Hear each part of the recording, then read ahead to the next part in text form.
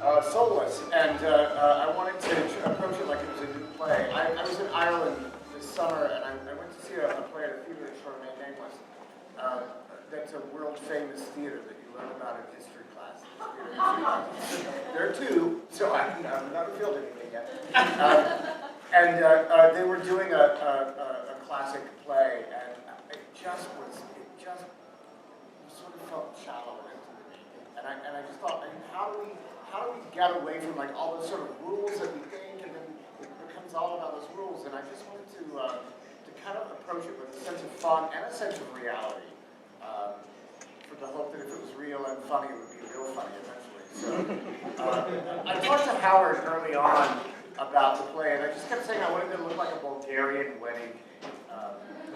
That Shaw calls it an anti-romantic play, and in some ways it is anti-romantic, but it's also a really romantic play as well. I mean, we want, I think we want, Sergius and Luca to get together, and we want Raina and Bluchley to get together. So I wanted to sort of celebrate that sense of love, but also there's this undercurrent of war that runs through the play, and that, I think, frequently kind of gets ignored in a production, and I wanted very much for us to have that sense that there was real danger outside of the first act. And I think, you know, the idea of someone breaking into your bedroom is kind of frightening, so that should be kind of frightening, I hope. So I wanted to sort of always contrast the comedy and the love and the lightness of it with the real horrors of war and the sort of class issues as well that with Nicola and Luca that we're getting at. Great. So Howard, speaking of a Bulgarian wedding cake, how did you interpret that when you heard that, and what was your inspiration kind of for the set as you began looking at what to do? I probably just laughed.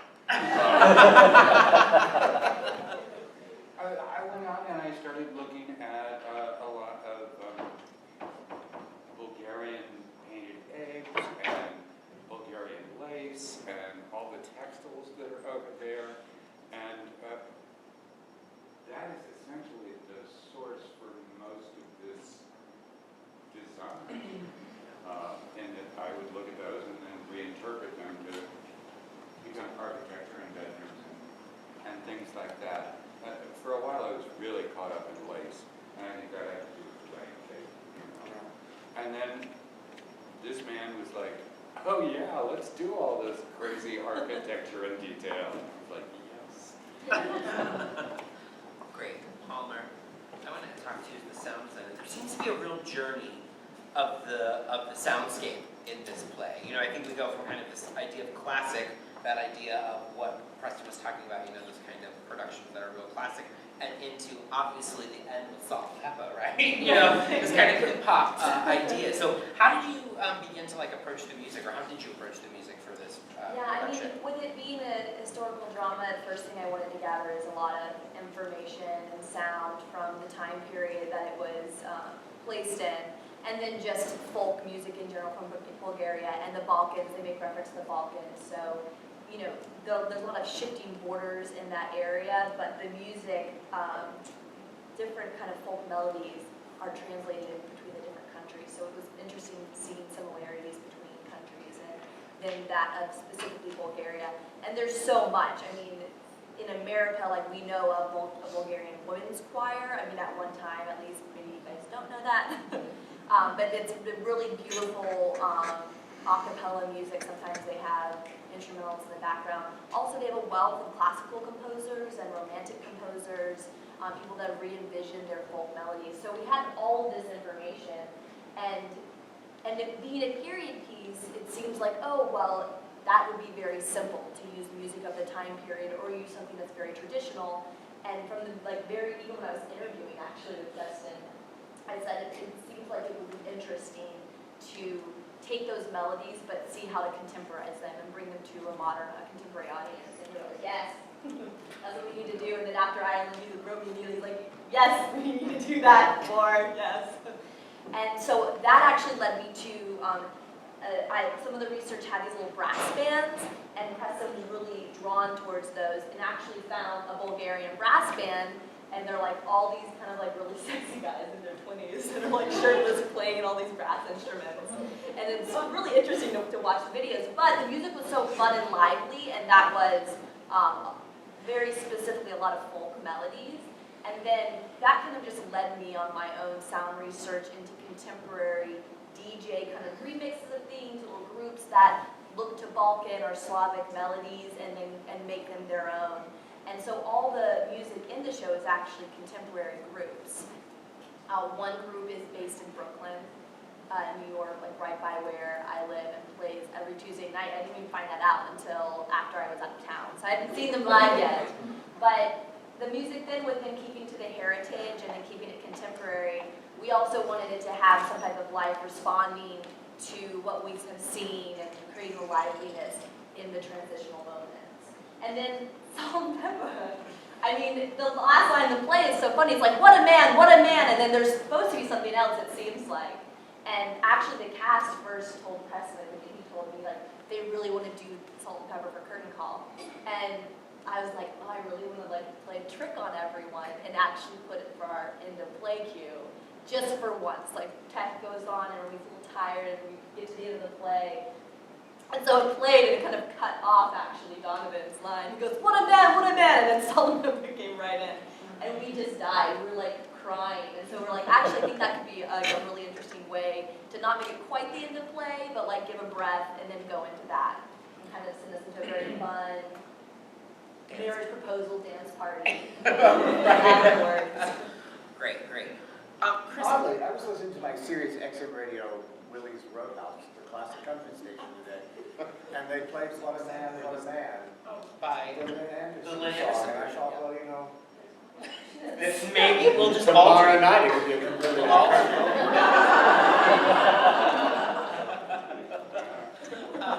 Chris, I want to talk to you about how you kind of began to construct this. I mean, there's a lot of moving pieces, so to speak, particularly walls rotating, changing, obviously the doors here and all that stuff. How did you kind of begin all this and get all this done? And I do want to honor Chris a little bit. He lost his master carpenter and an apprentice and replaced both of those positions and also did most of this by himself. So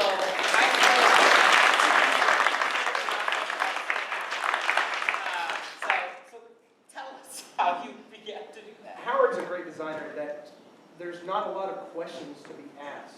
It's not just beautiful. On my side, I need the technical elements. I need to know, what are you thinking? Like, there's got to be some kind of steeped in reality. Gravity still works. Physics still works. You know, it's a thing. We can't change it. So he's always been able to help me and get my mind cranking on certain things. These are really tricky because these columns are drywall, and it's a steel unit, and they're extremely heavy. It took 3 of us to just hoist it up and stand it up straight, so I had to restructure and put wood around it so it hold it up. The cornice, the foam, or the arch, is all foam, every bit of it. We have a great foam company in High Point. She loves doing interesting things like this, and she does it really cheap, which we love. And the spinning bookcases, I kind of knew what was going to happen, but I knew I had to give a large gap for it to spin, 6 inches wide. So I got it working, it worked smoothly, and then Howard goes, well, we need to fill in the gap. And, all right, it's a big inch gap, sure, let's fill that in. And I think that was my last big thing. It took me 5 different things.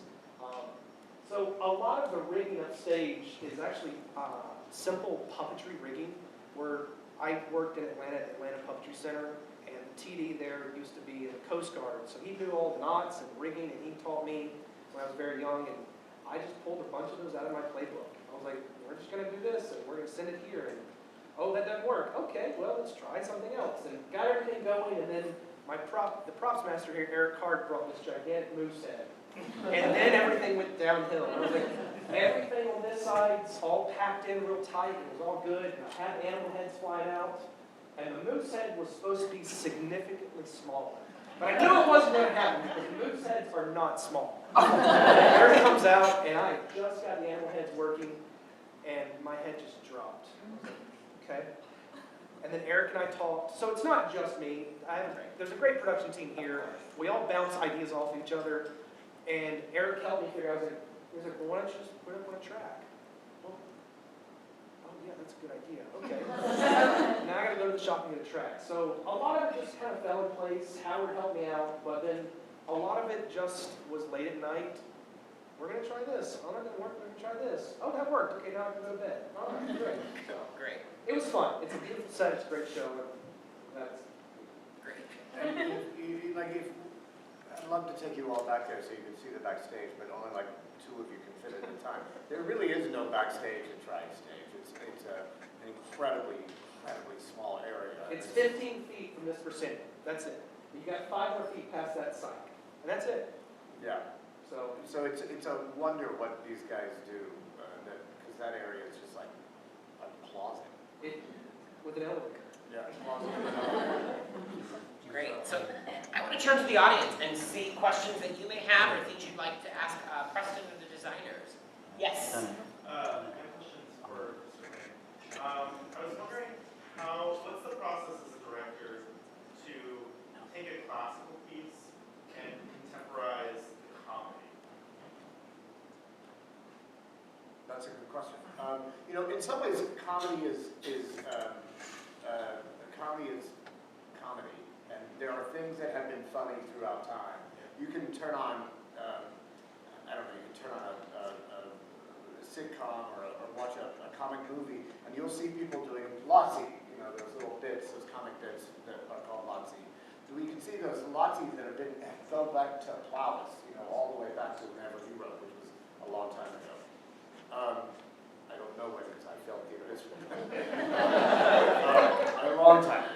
And so there are things that are just consistently funny, always have been funny. People falling down is funny. But then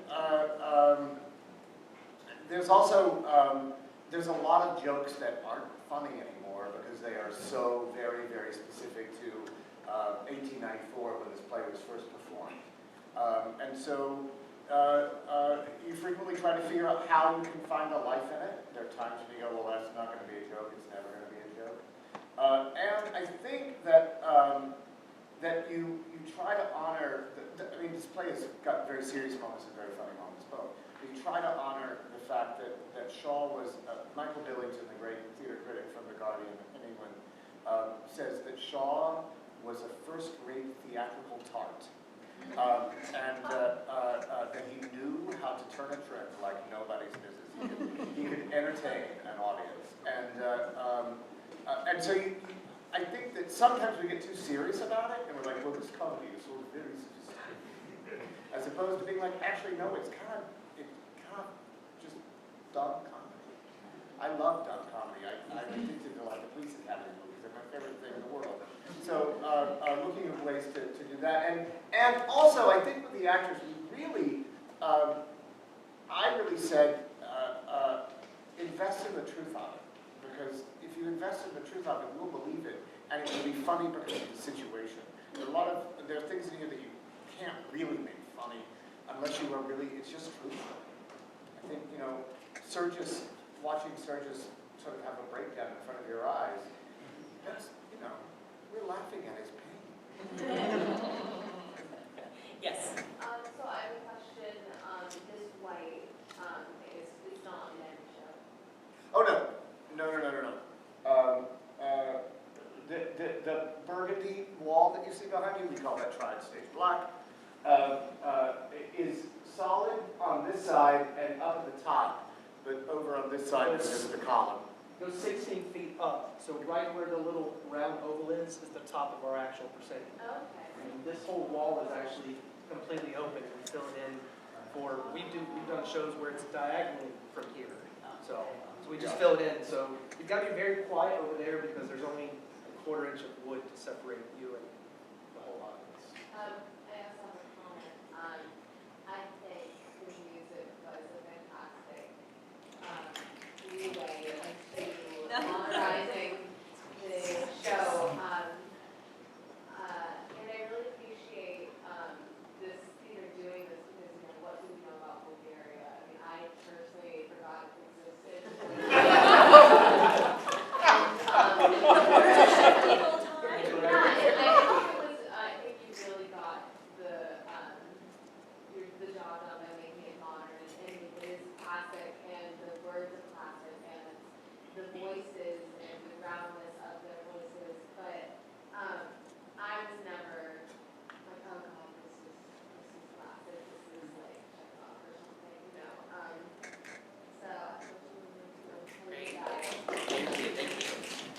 question up there, yeah. I really love the jewel box effect of the set. It's just so neat. I kind of want to play with it and looking at it. And yet, when the last set came in with the heads back there and everything, I could not figure out why. I was thinking of this set from Death Trap, which was so realistic in a lot of ways.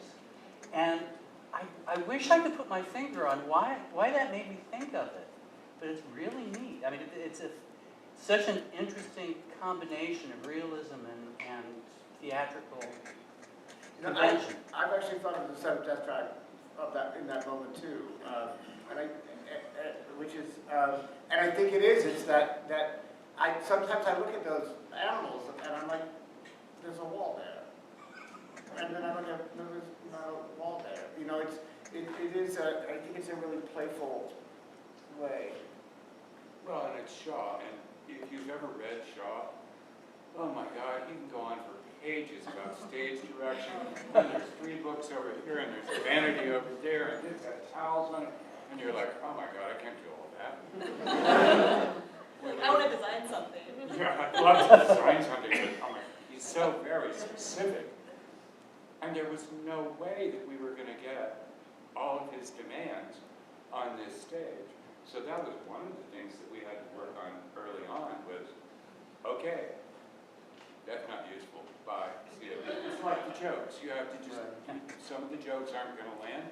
Some of that stuff was unessential, you know. And so you just let go with reality. I'm pretty good at that, usually. And to redeem myself from my cloudless theater history fail, there's a theatrical reason that Shaw has such extensive stage directions, and that's because there weren't set designers. And before the realist playwrights, so-called realist playwrights emerged in the end of the 19th century, theaters just put whatever they had on the set. You know, it'd be like, it should be a window looking out of the Balkan Mountains, and they'd be like, well, we got a backdrop of a Sahara Desert, we'll put that up. You know, so there wasn't that idea of creating a real world, and actors had not yet had Stanislavski, so all of the stage directions, they were horrid. It's like, with eyes flashing, she jumps and says ironically. You know, A romance novel. yeah. But it was to teach people who didn't yet have a system of working as actors how to behave truthfully. It's an interesting little fact about those plays, which sometimes make young students, like I was 1,000 years ago, be like, I don't want to read this, it's really long, and these stage directions are boring. Well, on that theater history lesson note, I think we're going to have to call it a night. Thank you, Preston. Thank you. Oh, one more. Oh, yes, okay. Thinking about Shaw as a socialist and pacifist, in his day, 1894, a lot of the war aspect, I think, goes over our head because of our entirely different situation that would be shocking to them. What they're saying about something which is funny to us, because it's such an overrun romantic view of it. But you get the irony, you get this whole poking fun at that. Right. And it was shocking at the time. You know, it was shocking that a man who was not married to a woman was in her boudoir when she was wearing a nightgown. That was considered scandalous. The censors were up in arms. His closest friend, William Archer, wrote a really scathing review of it. And the Charge of the Light Brigade had just come out, and people knew that poem, and the idea of both heroism and beginning to question that. It was really shocking. This was one of his early hits, and apparently, when on the opening night, the audience went wild, and they gave it a standing ovation. The critics hated it, but the audience loved it mainly because it invited all his friends. But there was one person, when they called Shaw to the stage, one person who booed, and Shaw looked at him and said, "My friend, I share your feelings, but who are we against so many?" Okay. In 1914, they had the Rock Boys. and the cavalry charges did come in 1914, and the machine guns didn't. Exactly, yeah. It was slow. It was in some ways, you know, sort of prescient of knowing what would happen in 1914, which was sort of the end of the idealism of war. Okay, one more. All right, this is a comment. I've sat over here in these seats, these same 4 seats, for years. I have seen stage go up, go down, go side, okay. This simplistic stage sitting here with just the carpet, and then that magnificent wall. I don't care whether it's foam or wood or whatever, that magnificent wall, when you walk in here tonight, the staging for this place has been absolutely fantastic.